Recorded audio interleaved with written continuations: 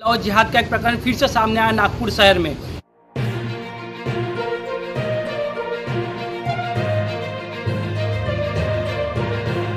अरे हे चाललंय तरी काय? नागपूरमध्ये पुन्हा लव जिहादचे प्रकरण उघड। साहिल कुरेशी ने साहिल शर्मा बनवून केले तरुणीचे लैंगिक शोषण। आरोपीची पत्नी पीडितेला घेऊन पोहोचली पोलीस ठाण्यात। पोलिसांनी आरोपीला केली बलात्काराच्या गुन्ह्यात अटक। हे विशिष्ट समाजाचे षडयंत्र तर नाही, जनतेच्या मनात उपस्थित होतोय प्रश्न।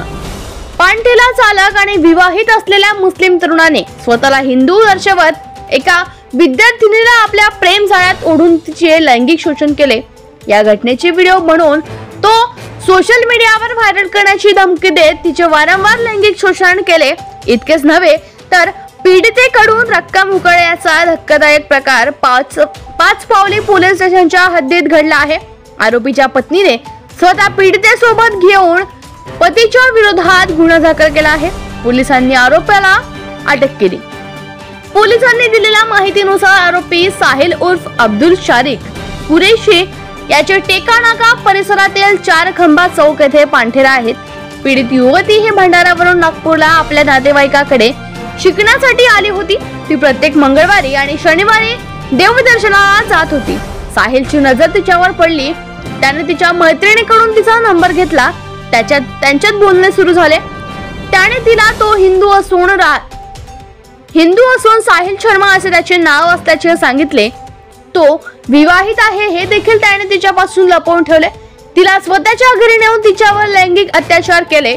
या घटनेचा व्हिडिओ बनवून तिच्यावर वारंवार लैंगिक अत्याचार करून तिच्याकडून 30,000 रुपये देखील उकळले। असा झाला घटनेचा पर्दाफाश।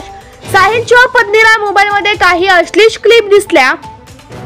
या दरम्यान पीडित तरुणी आणि साहिल या पत्नीची भेट झाली। साहिलच्या पत्नीने तिला विचारणा केल्यावर तिने ते व्हिडिओ तिचे असल्याचे सांगितले। पीडितेला घेऊन साहिलची पत्नी पोहोचली ठाण्यात। साहिलच्या अन्य महिलांसोबत विवाहबाह्य संबंध असल्याचे पत्नीला माहित असल्याने आणि ते तिला नेहमीच मारहाण करून त्रास देत असल्याने ती पीडित तरुणीला घेऊन 5 पावले ठाण्यात पोहोचली आणि पती विरोधात तक्रार दाखल केली।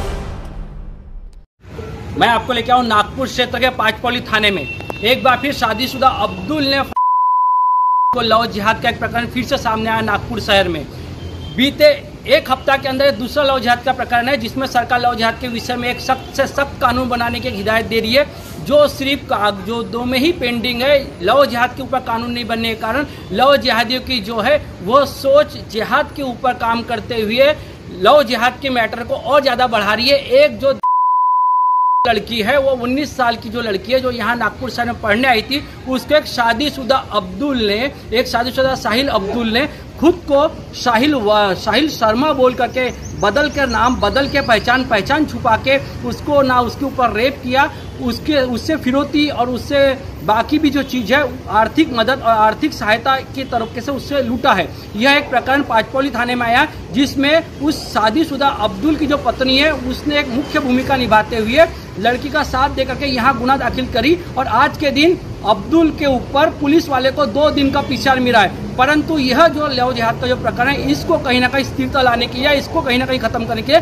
सरकार का सख्त से सख्त कानून जो है वह बनाना अति आवश्यक है। मैं सचिन